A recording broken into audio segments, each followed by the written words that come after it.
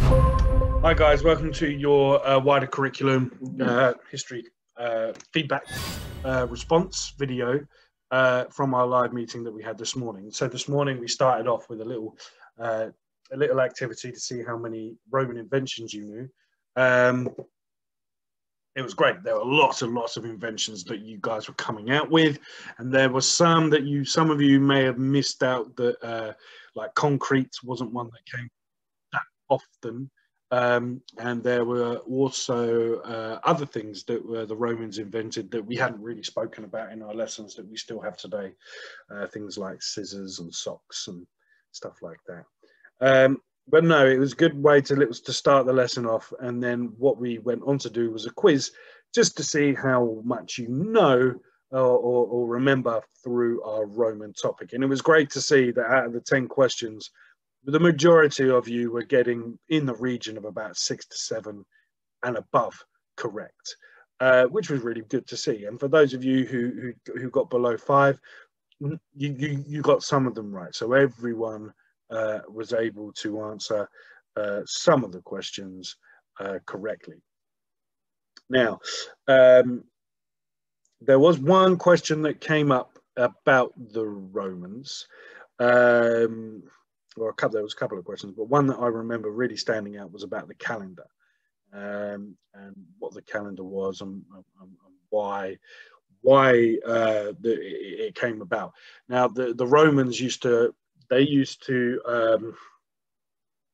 calculate their days by using the solar system, basically, and they used the moon to calculate their days. And they used to go on a cycle of the moon. We know that the cycle of the moon is about 28 days long, roughly, give or take a few sort of hours here and there, maybe. So it was 28 days, and that's how they would calculate their year. Now, their year consisted of considerably less days than ours. I think their years were about 322 or between 330 or 340 days a year. We actually have 365 days a year. And what happened was, when Julius Caesar was in power, we spoke to one of his astronomers, and he realized that their calendar was out of sync. And he spoke to an astrologist, who's someone who studies the stars and the solar system, and he decided that we needed to have 365 days in a year to make sure that we follow the correct cycle of seasons. And from that moment, they decided to split that into 12 months, which are the 12 months that we have now. And February was the only month that didn't have 30 days. They kept it at 28. So that was the only month that stayed as a sort of lunar cycle. And then after that, they decided that every 4 years, there would be a leap year. So we would have to, they introduced a new day every 4 years. And that was just to make sure that that day then allowed the cycle to continue. Because if it didn't, we didn't have that extra day, it could possibly be sort of spring in February rather than winter. So they put that day in to counteract that. And that's why we have a leap year every year. However, the Romans didn't have the 29th of February. They repeated the 23rd. So you would get to the 23rd of February, and the next day, if it was a leap year, would also be the 23rd of February. So they kind of had the same date for 2 days. So they didn't actually introduce a new date. That came later on.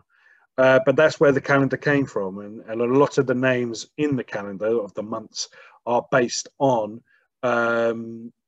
names of Roman emperors and Roman gods almost. You've got,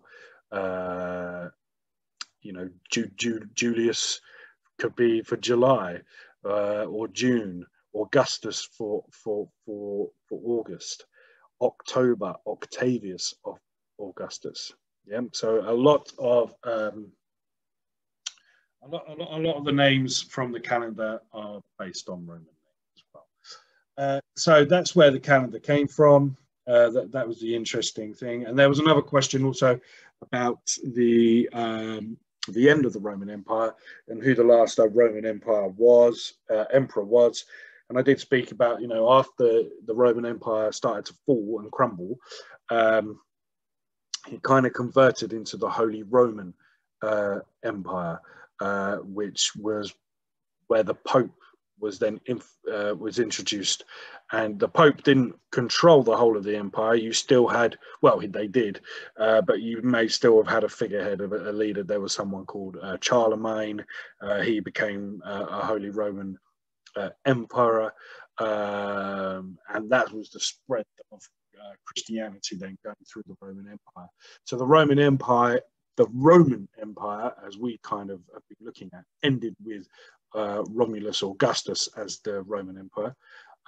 Then the Holy Roman Empire came in after that, and it kind of changed. It was just a spread of Christianity, and then, the Roman Empire just fizzled out. So there we go.